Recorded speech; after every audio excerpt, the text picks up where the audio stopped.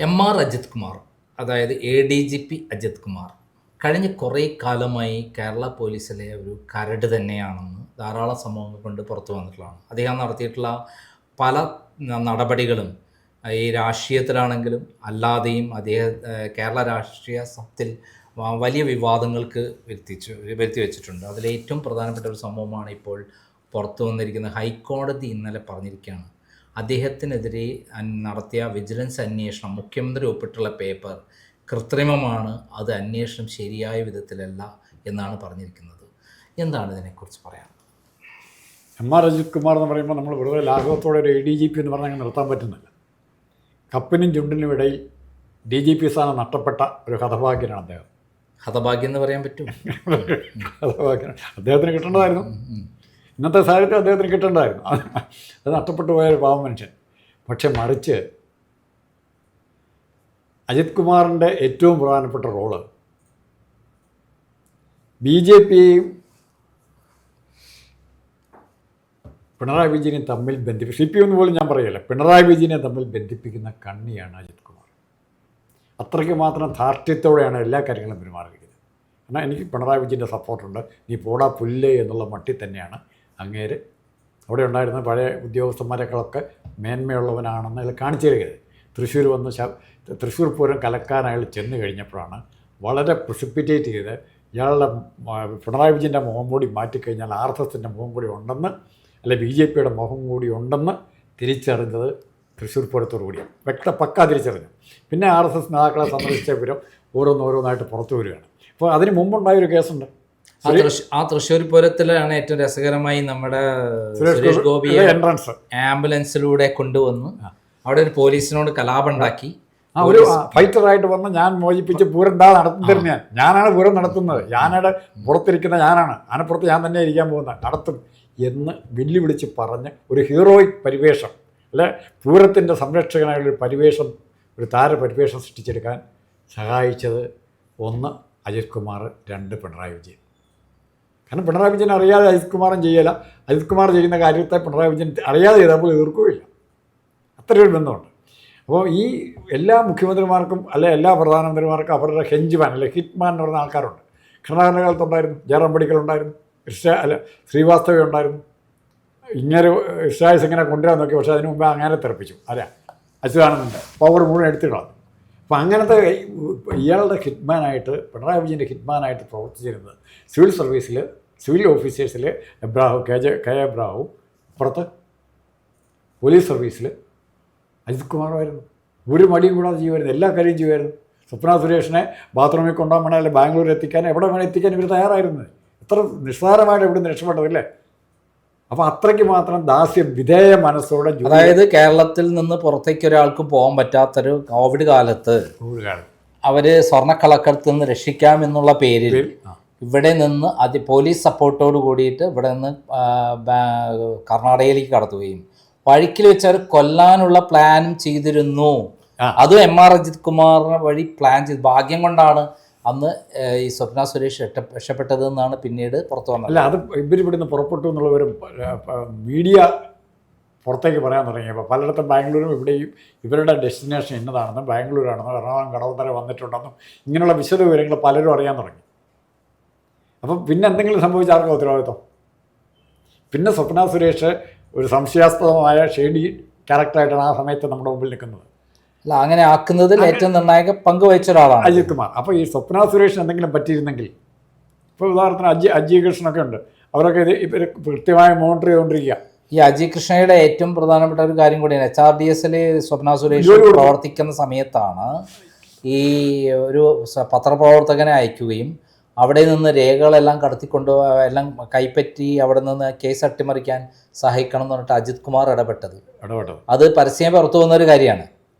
കാരണം പിണറായി വിജയൻ്റെ വലങ്കൈ ആയിക്കൊണ്ട് പിണറായി വിജയനെതിരെയുള്ള രേഖകൾ തൻ്റെ ഔദ്യോഗിക പദവി ദുരുപയോഗം ചെയ്തിട്ട് അദ്ദേഹം കളക്ട് ചെയ്യാൻ ശ്രമിച്ചു എന്നുള്ളതാണ്.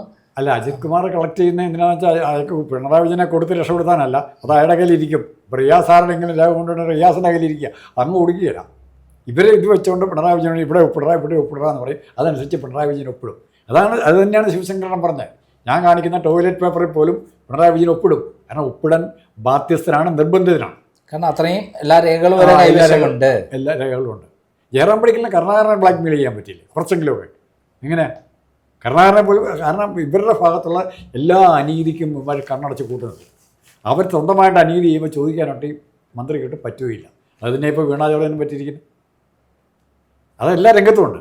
ഇവിടെ അജിത് കുമാറിൻ്റെ റോള് എന്ന് പറയുന്നത്, ഇപ്പോൾ ഇവിടെ വന്നിരിക്കുന്ന കേസ് നമ്മുടെ മുമ്പിൽ കൺമുമ്പിൽ കാണാം. അജിത് കുമാർ പണിയുയർത്തുന്ന കെട്ടിടം കാണാം. താജ്മഹലിനെ വെല്ലുന്ന അല്ലെങ്കിൽ പോലും അത് അയാൾക്ക് പറ്റുമായിരുന്നെങ്കിൽ, ഷാജഹാനെ പോലെ പറ്റുമായിരുന്നെങ്കിൽ അജിത് കുമാർ അത്തരം ഒരു താജ്മഹൽ പണിതേനെ, അംബാനിയുടെ കെട്ടിടം പോലെ പണിതേനെ. പക്ഷെ മറിച്ച് അത്രയ്ക്കൊക്കെ എടുക്കാൻ മാത്രമുള്ള ഖജനാവില്ല ഇവിടെ. തെണ്ടിത്തിരിയുന്ന ഖജനാവ്, പിച്ചക്കാശ് പിച്ചത്തട്ടി ഇങ്ങോട്ട് വരുന്നുള്ളൂ. അതായത് 80.5 കോടി രൂപയുടെ 80.21 കോടി രൂപയുടെ അസറ്റ്, അതായത് നമ്മൾ വാല്യുവേഷൻ്റെ 5-6 ഇരട്ടിയായിരിക്കും ശരിക്കുള്ള വില, മാർക്കറ്റ് വില. അത് അങ്ങനെയുള്ള ആളാണ് 8 കച്ചവടം, 8 ആധാരങ്ങൾ വഴി അദ്ദേഹം തൃശ്ശൂരിലും തിരുവനന്തപുരത്തും കവടിയാർ കൊട്ടാരത്തിൻ്റെ അടുത്താണ്. ഇത് നമ്മൾ അറിയുന്നത്, ഇത് നമ്മൾ അറിയുന്ന കാര്യം. അതിനപ്പുറം ഉണ്ടോ ഇല്ലെന്ന് അറിയാൻ പറ്റുമോ? ഗൾഫിൽ UAE എവിടെയെങ്കിലുമൊക്കെ ഉണ്ടോയെന്നറിയാം. ഇവർക്കെല്ലാം ഉണ്ട്. അപ്പോൾ ഇവരുടെ സ്വത്ത് എന്ന് പറയുന്നത് ഏതെല്ലാം കണക്ക് വഴി പുറത്തു വന്നാലും പിന്നെയും വേറെ മിച്ചം കിടക്കും, പിന്നെയും വേറെ സ്വത്ത് മിച്ചം കിടക്കുക. ഇപ്പോൾ 8 കോടി നമ്മുടെ കണക്കിൽ, വിജിലൻസിൻ്റെ കണക്കിൽ, വിജിലൻസ് അന്വേഷിച്ച കണക്കിൽ 8 കോടിയോ ഉള്ളെങ്കിൽ ഒരു 25 കോടിയെങ്കിലും കാണും വേറെ. അത് കൂർഗിലോ അല്ലെങ്കിൽ അതുപോലെ കോയമ്പത്തൂരിനപ്പുറം ഒക്കെ കാണും സാധനം. അല്ലെങ്കിൽ ഗൾഫിൽ UAE കാണും. എല്ലാവരുടെ കണക്ഷനിലൂടെയാണ്. അമേരിക്കയ്ക്ക് പോയാലും ലണ്ടനിൽ പോയാലും ഗ്രീസിൽ പോയാലും ടർക്കിയിൽ പോയാലും എല്ലാം തിരിച്ചു വരുമ്പോൾ UAE ഗൾഫിലെ ഏതെങ്കിലും കുറേ രാജ്യങ്ങളിലായിട്ട് വരുള്ളൂ. എൻ്റെ കാര്യം അതായത് പിണറായി വിജയൻ വിദേശ യാത്രകളുടെ 19 തവണ യാത്ര ചെയ്ത് 5 പൈസ ഇല്ലാതെ ഇവിടെ ഇന്ത്യ കേരളത്തിന് 5 പൈസ നേരില്ല എന്നുള്ളൊരു കഥ ഉണ്ടാകുമ്പോൾ വേറെ ചർച്ച ചെയ്യാം. അപ്പം ഇതിൽ ഇപ്പം ഉണ്ടായിട്ടുള്ള സംഭവം എന്ന് പറയുന്നത്, ഗവൺമെൻറ് ഒതുക്കിയ ഈ കേസ്, അതായത് വിജിലൻസ് അന്വേഷണത്തിൽ അയാൾക്ക് ക്ലീൻ ചിറ്റ് കൊടുത്തത് ഹൈക്കോടതി വലിച്ചു കീറി ചവറ്റുകൊട്ടയിൽ എറിഞ്ഞിരിക്കുകയാണ്. ചവറ്റുകൊട്ടയിൽ എറിഞ്ഞത് ആരുടെ മുഖത്താണ് ശരിക്കും? ഈ ADGP അജിത് കുമാറിൻ്റെ മാത്രം മുഖത്താണോ? പിണറായി വിജയൻ്റെ മുഖത്ത്, വേറെ ആരുടെയല്ലേ? പിണറായി വിജയൻ്റെ മുഖത്താണ് എറിഞ്ഞിരിക്കുന്നത്. പിണറായി വിജയൻ്റെ മുഖത്താണ്. ഈ അജിത് കുമാർ ആരാണ്? അജിത് കുമാർ ആരാണെന്ന് പറയണമെങ്കിൽ ഇതിൻ്റെ അപകടം കൂടെ ഒന്ന് ആലോചിച്ച് നോക്കി.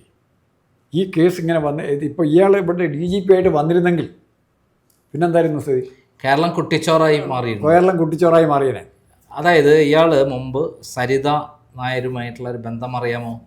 ഇയാളുടെ ക്യാമ്പസിൽ സരിത നായർ വന്നെന്നും ഇയാൾ പീഡിപ്പിച്ചിട്ടുണ്ടെന്നുള്ള 21 പേജുള്ള കത്തിൽ ഇയാളെ പേരുണ്ട്. 2006 ക്രൈം ഈ സരിത നായരുടെ തട്ടിപ്പിനെക്കുറിച്ചും അവരും ഭർത്താവ് ബിജു രാധാകൃഷ്ണനും കൂടെ ഒരു കൊലപാതകം, രശ്മി എന്ന് പറയുന്ന പെണ്ണിനെ, ബിജു രാധാകൃഷ്ണൻ്റെ ഭാര്യയെ കൊന്നു എന്ന് പറയുന്ന അന്വേഷണ റിപ്പോർട്ട് പ്രസിദ്ധീകരിക്കുന്നത്, അവരുടെ ഫുൾ തട്ടിപ്പിൻ്റെ രേഖകളും പ്രസിദ്ധീകരിക്കുന്നത്. 2009 ഈ നമ്മുടെ ഈ പറയുന്ന ബിജു രാധാകൃഷ്ണൻ ഈ അജിത് കുമാറിൻ്റെ മുഖച്ചായിയാണ്. അദ്ദേഹം അജിത് കുമാറാന്ന് പറഞ്ഞിട്ട്, തിരുവനന്തപുരം കമ്മീഷണറായിരുന്ന അജിത് കുമാറാന്ന് പറഞ്ഞിട്ട് പല സ്ഥലത്തും ഈ തട്ടിപ്പ് നടത്തി, പണം പിരിച്ചു. അപ്പോൾ ഇത് അറിഞ്ഞ് പിടിക്കാൻ വേണ്ടി ക്രൈമാണ് അയാളെ ഫോട്ടോ കൊടുക്കുന്നത്. അങ്ങനെ ഇയാളെ പിടിച്ചപ്പം സരിതാ നായരും ഉണ്ടായിരുന്നു. ഈ സരിതാ നായർ കണ്ടോട് കൂടിയിട്ട് അവർ തമ്മിൽ തീർപ്പായി. പിന്നെ സരിതാ നായർ ഇങ്ങരുടെ കസ്റ്റഡിയിലായിരുന്നു. അത് സരിതാ നായർ പറയുന്ന, ഞാൻ പറയുന്നതല്ല കേട്ടോ. അങ്ങനെ അതിന് ശേഷം 2013 ബിജു രാധാകൃഷ്ണനെതിരെയും സരിതാ നായർക്കെതിരെയും ഈ രശ്മി കൊലപാതക കേസിൽ കേസെടുക്കുകയാണ്. അതിൽ ഞാനും സാക്ഷിയാണ്, തിരുവനന്തപുരത്ത് ഞങ്ങളെ റിപ്പോർട്ടർ സാക്ഷിയാണ്. അതിൽ ഒരു ഘട്ടമെത്തിയപ്പം പെട്ടെന്ന് സരിതാ നായരെ മാപ്പ് സാക്ഷിയാക്കി. ഈ സരിതാ നായർ, ബിജു രാധാകൃഷ്ണൻ മാത്രം ജയിലിൽ പോയി. ബിജു രാധാകൃഷ്ണനും സരിതാ നായരും കൂടെ അകത്ത് പോയിരുന്നെങ്കിൽ ഉമ്മൻചാണ്ടിയെ താഴെ ഇറക്കാൻ പറ്റാത്ത ഒന്നും നടക്കില്ല. കാരണം ഈ 26 പേജുള്ള 5 പേജ് അഡീഷണൽ എഴുതിയ കുറ്റപത്രം പുറത്തു വരും. 5 പേജ് അധികമായിട്ട് എഴുതിയ ഈ കത്തുണ്ടല്ലോ, ജയിലിൽ നിന്ന് എഴുതിയ 21 പേജ്, 5 പേജ് അഡീഷണൽ. ഈ 5 പേജ് അഡീഷണൽ എഴുതിയത് പിന്നീട് ഉണ്ടാക്കിയതാണ്. പിണറായി വിജയനും ഗണേശനും അതേപോലെ സരിതാ നായരും കൂടെ എറണാകുളത്ത് ഗസ്റ്റ് ഹൗസിൽ വെച്ചിട്ടാണ് ഇങ്ങനെ ഒരു പ്ലാൻ ഉണ്ടാക്കുന്നത്. അതിൽ 10 കോടി റുപ്യ സരിതാ നായർക്ക്, 10 കോടി റുപ്യ പത്രക്കാർക്ക്, 5 കോടി റുപ്യ പിന്നീട് ശിവരാജൻ കമ്മീഷന്, ഇങ്ങനെ കൊടുത്തിട്ടാണ് പിണറായി വിജയൻ അത് ക്ലിയർ ആക്കിയത്. അതുകൊണ്ടാണ്, അത് ഉപയോഗിച്ചിട്ടാണ് കേരളത്തിൽ ഉമ്മൻചാണ്ടി താർക്കാൻ പറ്റിയത്. പിണറായി വിജയൻ മുഖ്യമന്ത്രിയായിട്ടിരിക്കുന്ന ആ ഒറ്റ കേസ് കൊണ്ടാണ്. അന്ന് സരിതാ നായരെ ഉമ്മൻചാണ്ടി ഗവൺമെൻറ് കാലത്ത് തന്നെ അകത്താക്കിയിരുന്നെങ്കിൽ ഈ സംഭവം നടക്കില്ലായിരുന്നു. ADGP അജിത് കുമാറാണെന്ന് സരിതാ നായർ മാപ്പുസാക്ഷിയാക്കി. മാപ്പുസാക്ഷി. ഇത് എനിക്ക് നേരിട്ട് അറിയുന്നൊരു കാര്യമാണ്. അതായത് കാട്ടുകള്ളനായ ഒരു പോലീസ് ഓഫീസറെ കീ സ്ഥാനത്ത് വെച്ച് പിണറായി വിജയൻ നടത്തുന്ന അഭ്യാസങ്ങളാണ് ഇതെല്ലാം. അതിന് കാരണം പിണറായി വിജയൻ നടത്തിയിട്ടുള്ള എല്ലാ കാര്യങ്ങളും ഈ അജിത് കുമാറിന് അറിയാമെന്നുള്ളതുകൊണ്ടാണ് ഇങ്ങനെ ഒപ്പിട്ട് കൊടുക്കേണ്ടി വരുന്നത്. അല്ല, ഈ പിണറായി വിജയൻ്റെ എല്ലാ ഷെയ്ഡി ഡീൽസിൻ്റെ പിന്നിൽ ഒന്ന് ഊരാളുങ്കൽ സൊസൈറ്റി, PCC, പോലീസ് രംഗത്ത് ഇങ്ങേരുണ്ടെന്നേ. അജിത് കുമാറുണ്ട്. അജിത് കുമാറിന് അറിയാത്ത ഒരു കാര്യം പിണറായി വിജയൻ്റെ സംബന്ധിച്ച് തൽക്കാലമില്ല. പിന്നെ അമേരിക്കയിലൊക്കെ പോയി ചെന്ന മുഴുവൻ കാര്യങ്ങൾ അജിത് കുമാർ ഇതെല്ലാം അറിയാം. അജിത് കുമാർ തൃശ്ശൂർ ഡ്യൂട്ടിക്ക് പോയി തൃശ്ശൂർ പൂരം നടത്താൻ വേണ്ടി ലോ ആൻഡ് ഓർഡർ ഉദ്യോഗസ്ഥനായിട്ട് പോയിട്ട് അയാൾ അവിടെ കാണിച്ചത്. CPI മന്ത്രിമാർ തന്നെ പറയുന്നു. അപ്പോഴും പിണറായി വിജയന് കുരുക്കില്ല. അപ്പം അത് രണ്ടാമത്തെ കാര്യം, അജിത് കുമാറിന് ഞാൻ കേട്ടത് ശരിയാണെന്നുണ്ടെങ്കിൽ ചില കോൺഗ്രസ് നേതാക്കന്മാരുടെ ഷെയ്ഡി ഡീൽസിനെ കുറിച്ച് നന്നായിട്ട് അറിയാം. അതും വെച്ച് ബ്ലാക്ക്മെയിൽ ചെയ്യുന്നുണ്ടാവും. ഇങ്ങനെയുള്ള ഉദ്യോഗസ്ഥന്മാരെ ഒരു ഒറ്റ എൻട്രി ആയിരിക്കില്ല, പല പോയിന്റുകളിലാണ് അവർക്ക്. ഏത് ഭരണകൂടം വന്നാലും ഇപ്പോൾ നാലോചിക്കും, KM മാണി വലിയ വ്യത്യസ്തനായ സാമ്പത്തിക ശാസ്ത്രജ്ഞോ ബജറ്റ് പോലും അവതരിപ്പിക്കാൻ മെനക്കെട്ട് കുത്തിപ്പിടിച്ച് ബജറ്റ്. KM മാണിയുടെ കാലത്ത് ആരാ ഫിനാൻസ് സെക്രട്ടറി? KM മാണി ധനകാര്യമന്ത്രിയായ K എബ്രഹാം. KM മാണിയുടെ ഏറ്റവും വലിയ ബദ്ധശത്രുവായി ബജറ്റ് കീറിക്കളയാൻ തുടങ്ങിയ തോമസ് ഐസക് ധനകാര്യമന്ത്രി പാരാ സെക്രട്ടറി KM എബ്രഹാം. ഈ KM എബ്രഹാം ആണല്ലോ പിണറായി വിജയൻ്റെ ഇപ്പം കിഫ്ബിയുടെ ചെയർമാൻ. അയാൾ ഇവരെ പഠിപ്പിച്ചൊരു കാര്യമുണ്ട്, നിങ്ങൾ കാശിൽ എന്തിനാ ലാവ്ലിൻ കേസിൽ പ്രധാനപ്പെട്ട സാക്ഷികള്, അതാ ഞാൻ പറഞ്ഞത്. ആ സാക്ഷിയെ പിടിച്ചിട്ടാണ് പിണറായി വിജയൻ അവിടെ പ്രധാനപ്പെട്ട കീ പോസ്റ്റിൽ വെച്ചിരിക്കുന്നത്. ഇതെല്ലാം തന്നെ പരസ്പരമുള്ള തട്ടിപ്പുകളും ധാരണകളും മാത്രമായി അവശേഷിക്കുന്ന ഒരു കാലഘട്ടത്തിലേക്കാണ് കേരളത്തെ എത്തിച്ചിരിക്കുന്നത്. ഇങ്ങനെയുള്ള പോലീസ് ഓഫീസർമാരെയും കൊണ്ട് പിണറായി വിജയൻ നടക്കുന്നതിൻ്റെ പ്രധാനപ്പെട്ട കാരണം, ഈ പിണറായി വിജയൻ ഇവർക്കെല്ലാം ഗുഡ് സർട്ടിഫിക്കറ്റ് കൊടുക്കുന്നതിൻ്റെ പ്രധാനപ്പെട്ട കാരണം പിണറായി വിജയൻ പെരുങ്കള്ളനാണ്, മാഫിയ തലവനാണ്. അദ്ദേഹം നടത്തിയിട്ടുള്ള തട്ടിപ്പുകളൊക്കെ പുറത്തു വരാതിരിക്കാൻ വേണ്ടിയിട്ടുള്ള ഭാഗമായിട്ടാണ് സംരക്ഷകരായി കൂടെ നിർത്തിയിട്ടുള്ളത് എന്നാണ് നമുക്കിതെന്ന് മനസ്സിലാക്കേണ്ടത്. എന്തായാലും ഹൈക്കോടതിയുടെ വിധി നമുക്ക് തീർച്ചയായും വലിയൊരു തിരിച്ചടി പിണറായി വിജയന്റെ മുഖത്താണ് ഏറ്റിരിക്കുന്നത്. അതുകൊണ്ട് പിണറായി വിജയൻ പഠിക്കുമെന്നറിയില്ല. കാരണം അത്രയും ഭീകരമാണ് അപ്പുറത്ത് ഈ ലാവ്ലിൻ കേസിലും അതേപോലെ സ്വർണ്ണക്കള്ളക്കടത്ത് കേസിലും അതുപോലെയുള്ള നിരവധി തട്ടിപ്പ് കേസുകൾ പിണറായി വിജയൻ നടത്തിയിട്ടുള്ളത്. അതിൽ എല്ലാം തന്നെ അജിത് കുമാറിൻ്റെ കൈവശമുണ്ട്. ഹൈക്കോടതി വിധി വന്നാൽ പോലും പിണറായി വിജയൻ അജിത് കുമാറിനെ കെട്ടിപ്പിടിച്ചിരിക്കാനേ സാധ്യതയുള്ളൂ.